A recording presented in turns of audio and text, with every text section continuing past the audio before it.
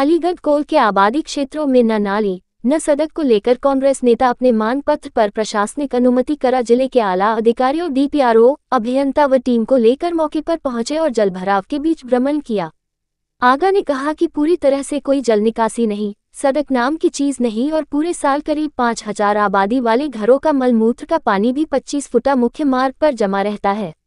बारिश के पानी से हुए भारी जल भराव से जीवन अस्त व्यस्त, सिर्फ जल भराव सड़क पर।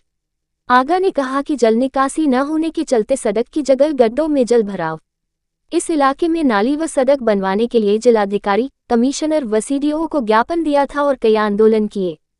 उसी के बाद हमारे मांग पत्र पर अनुमति के बाद जिले के आला अधिकारी डीपीआरओ अभियंता समेत पूरी टीम मेरे साथ मौके पर पहुंचे और पूरे इलाके का भ्रमण किया गया। आगा यूनुस ने कहा कि तत्काल जल निकासी के लिए नाली व चलने के लिए सड़क चाहिए। डीपीआरओ ने तुरंत ही अपने अधीनस्थों को आदेश दिया कि करीब 2 किलोमीटर नाली बनाने की कार्रवाई शुरू की जाए। पानी निकलने के बाद सड़क बनाने की वित्तीय अनुमति करा सड़क बनाएंगे। आगा यूनुस ने कहा कि जिस इलाके में 1 इंच नाली नहीं थी, वहां हम करीब 2 किमी लंबी नाली नाले तक मिलान के साथ बनवाने जा रहे हैं। आज डीपीआरओ ने हमारे तत्काल कराने की मांग को मानकर कार्रवाई शुरू करा दी। सड़क भी बनवाया जाएगा। आगा ने कहा कि गरीब मजदूरों के इलाकों की अनदेखी अब नहीं होने देगी। ये लंबे संघर्ष के बाद बड़ी जीत मिली है। हर घर मेरा परिवार मेरा अभियान चल रहा है, सभी की परेशानी मेरी परेशानी। देखिए, मैं इंजीनियर आगा यूनुस, कांग्रेस नेता अलीगढ़। इस वक्त हम कमिश्नरी कार्यालय, अलीगढ़ कमिश्नरी कार्यालय, जहां विकास की गाथा रची जाती है, जो बताया जाता है कि ये स्मार्ट सिटी अलीगढ़ और इस अलीगढ़ में ये काम किए गए, इसको अगर हम बदहाल सिटी अलीगढ़ कहें तो ये सही होगा।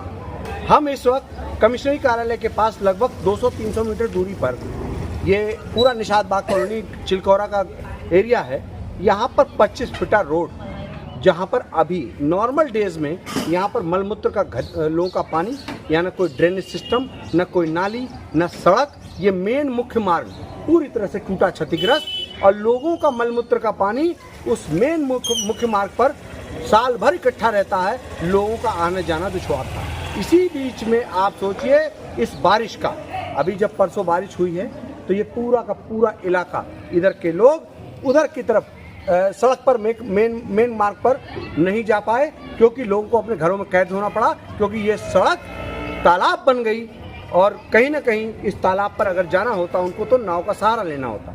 इसी पर हमारा 1 साल से संघर्ष चल रहा था इस मेन मुख्य मार्ग को बनवाने को, और यहाँ पूरी जो नालियाँ नहीं हैं मेन मुख्य मार्ग पर, यह और तमाम लोगों को ड्रेनेज सिस्टम नहीं है, तो उसी के संबंध में हमने मुख्य डीएम साहब को, कमिश्नर साहब को और उसके सीडीओ मैडम को, इन सब लोगों को हम मिल चुके हैं और इन सब पे हमने अपने लिखित जो है पत्र दे करके उसमें आदेशित कराया। उसके बाद यहाँ हमारे पास पूरे ज़िले की टीम, डीपीआरओ साहब वगैरह सब अभी आए थे, और उन्होंने, डीपीआरओ साहब ने हमारे सामने निर्देश दिया है इसकी ड्रेनेज सिस्टम के लिए मेन मुख्य मार्ग की नालियाँ बनाने को, और ये तत्काल हम लोग ये नाली अब मिलेगी हमें। और ये हमारी जीत नहीं है, ये जनता की जीत है, ये ग्राम चिलकौरा वासियों की जीत है, और इसके साथ ही साथ इस सड़क का भी जो हिस्सा है जो पूरा बनाना है बनाने का काम करेंगे, क्योंकि उसी फाइल में उसकी भी अनुमति है। वित्तीय संकट थोड़ा सा बना रहता है ग्रामीण एरिया में, लेकिन ये सड़क को भी हम निश्चित तौर पर हम बनवा कर रहेंगे, चाहे इसके लिए हमें आखिरी सांस तक लड़ाई लड़ना पड़े। ये हमारी जीत नहीं है,